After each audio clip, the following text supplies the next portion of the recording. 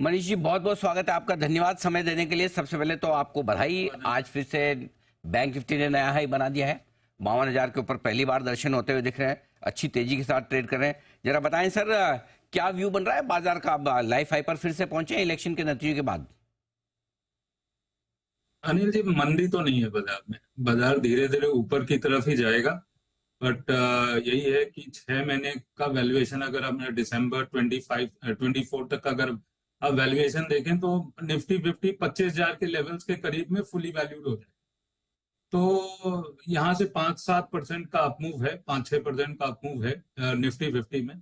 ज्यादा पोटेंशियल आपको mid cap segment में ही देखने को मिलेगा। क्योंकि रिटेल तो काफी एक्टिव है। एसआईपी फ्लोज हमको देखने को मिल ही रहे हैं कि महीने में कितने आ रहे हैं। सो लोग डिप्स का ही वेट कर रहे हैं खरीदने के लिए।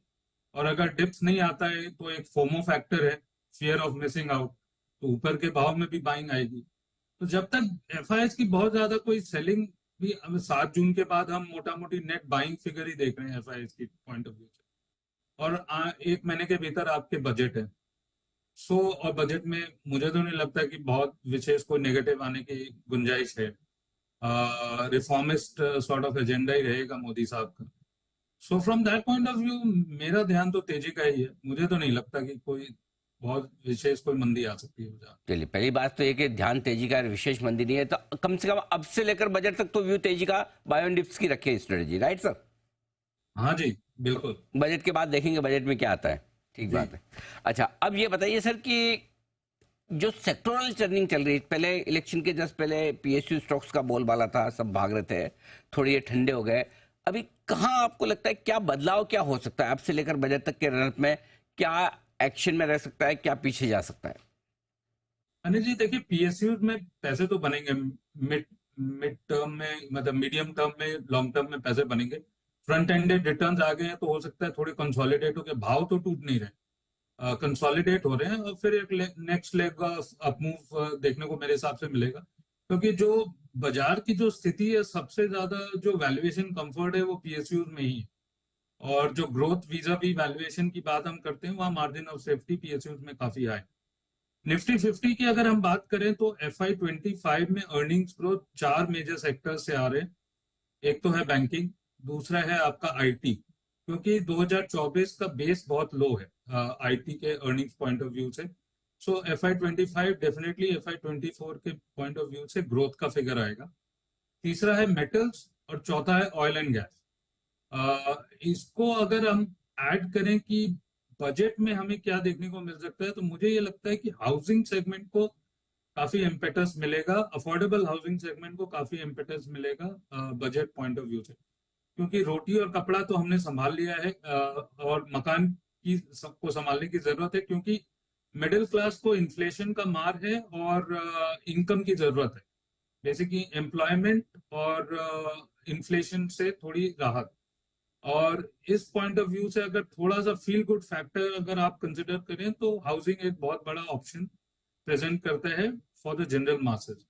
सो anything to do with affordable housing मेरे हिसाब से तो बाइंग अपॉर्चुनिटी है। क्योंकि अगर आप हाउसिंग फाइनेंस ले लें, या बिल्डिंग मटेरियल्स ले लें, या पेंट्स ले लें, या टाइल्स ले लें, या प्लाईबोर्ड, एमडीएफ, ये पूरे सेगमेंट में मेरे हिसाब से एक डार्क हॉर्स के रूप में बजट के बाद काफी तेजी देखने को मिलेगी।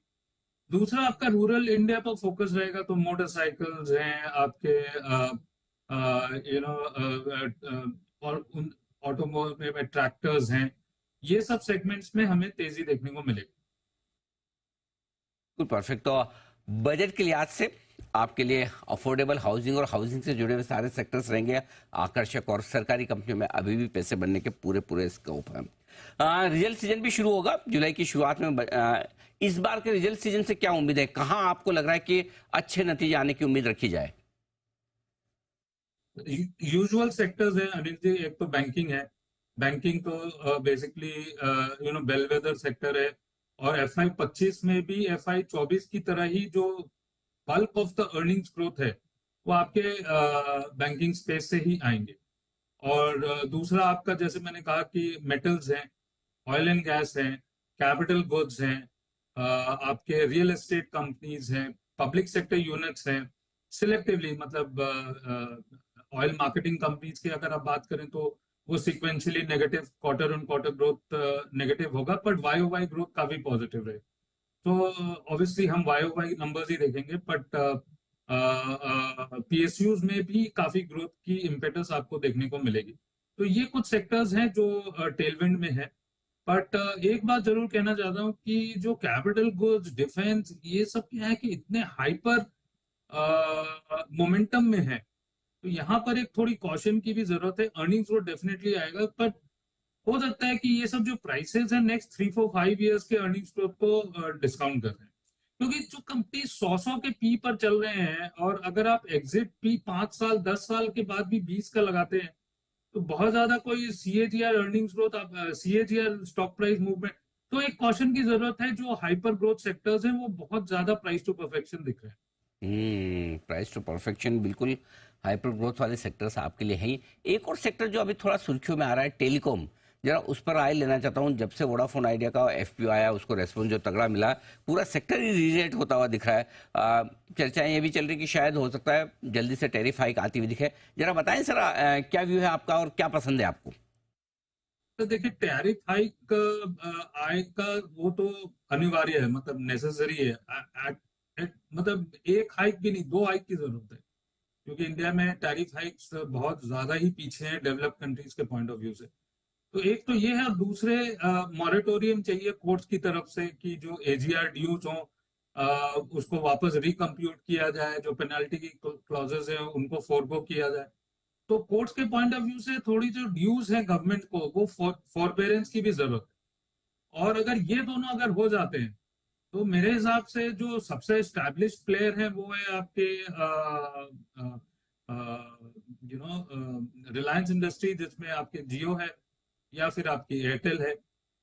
वोडाफोन के पॉइंट ऑफ व्यू से बहुत ज्यादा हाइपर एक्टिविटी है काउंटर में, बट इसमें बहुत कुछ होना बाकी है। मतलब कंपनी को अगर पटरी पर वापस आनी है तो 2 हाइक होने चाहिए, और जो ड्यूज है उसमें माफी मिलनी चाहिए, तभी ये कंपनी बेसिकली अपने पैरों पर खड़ी खड़ी हो सकती है। ठीक बात है, तो ये आपके लिए बढ़िया एक्शन बन सकता है। बहुत बहुत धन्यवाद मनीष जी, आपने समय दिया और विस्तार से बाजार के डायरेक्शन पर और सारे सेक्टर्स और निवेश के मौके और रिजल्ट पर आपने अपनी राय हमारे दर्शकों के सामने रखी।